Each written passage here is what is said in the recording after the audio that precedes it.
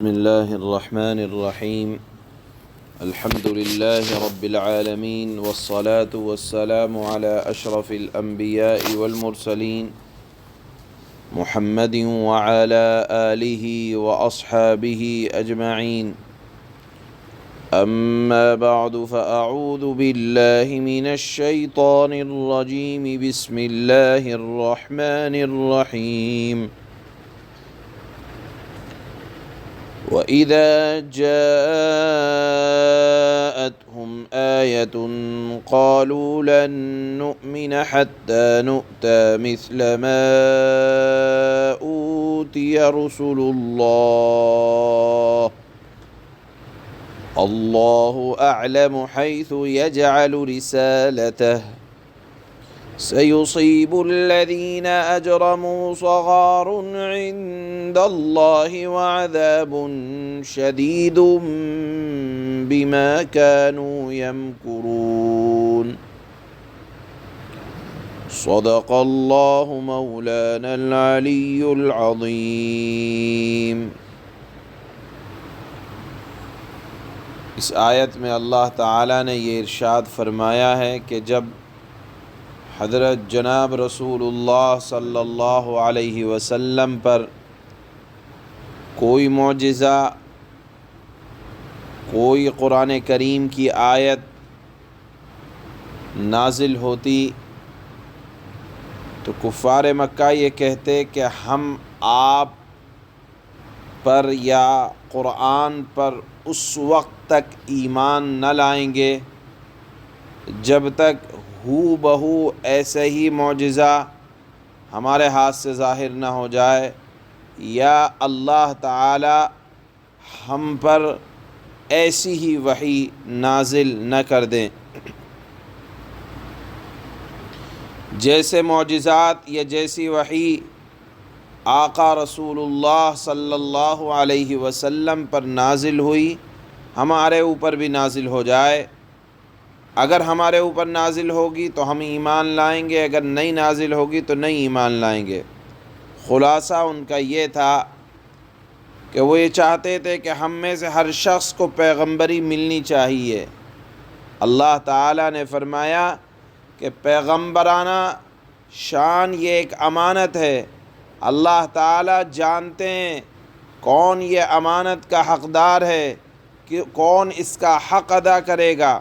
لہذا یہ پیغمبری نہ تو مطالبات پر ملتی ہے کہ کوئی اللہ کے ہاں جا کر سفارش کرے کہ ہمیں مل جائے، نہ یہ محنت سے ملتی ہے کہ آدمی جا کے چلہ کاٹ لے کہیں اور کہے کہ مجھے پیغمبری مل گئی. نہیں، نہ یہ کوئی جادو ہے کہ آدمی کرتب دکھانے لگے، بلکہ یہ امانت ہے. اور اللہ تعالی بہتر جانتے ہیں کہ کون اس امانت کا حقدار ہے اور کون اس کا حق ادا کرے گا. اللہ نے فرمایا کہ یہ نہ محنتوں سے ملتی ہے، نہ مانگنے سے ملتی ہے، نہ مطالبات پر ملتی ہے. اور اللہ نے فرمایا کہ عن قریب یہ جان لیں گے کہ جس چیز کی یہ مجرمانہ باتیں بنا رہے ہیں کہ ہمارے اوپر بھی وہی نازل ہو تو ہم ایمان لائیں گے، یا جب اللہ ہم سے بات کریں گے تو ہم ایمان لائیں گے. اللہ نے فرمایا کہ ان کی اپنی مکاریوں کے بدلے میں اللہ تعالیٰ ان سے سخت ناراض ہیں. عمل کرنا نہیں ہے اور یہ کہنا کہ ہمارے اوپر نازل ہوگا، یہ صرف اس لیے ہے کہ عمل کرنے سے دور بھاگ رہے ہیں. عمل کرنے میں محنت پڑتی ہے، مشقت ہوتی ہے، نفس کے خواہشات کو کچلنا پڑتا ہے. اللہ نے فرمایا اس بات سے بچنے کے لیے کہ عمل نہ کرنا پڑے، اس طرح کی بیہودہ باتیں کرنا کہ ہم سے خود اللہ تعالیٰ یہ کہے، یہ نازل فرمائے، یا ہمیں پیغمبرانہ شان عطا ہو، یہ سب فضول باتیں ہیں. اللہ تعالیٰ نے فرمایا انہی فضول باتوں کی وجہ سے اللہ تعالیٰ سخت ناراض ہوتے ہیں اور ان کے اوپر دردناک عذاب ہوگا. یہ اس آیت کا خلاصہ ہے جو آج پڑھی جا رہی ہے. اللہ فرماتے ہیں کہ پیغمبرانہ صفت یہ مانگنے سے، یہ مطالبات پر نہیں ملا کرتی، اور یہی مطالبہ تھا کفار مکہ کا۔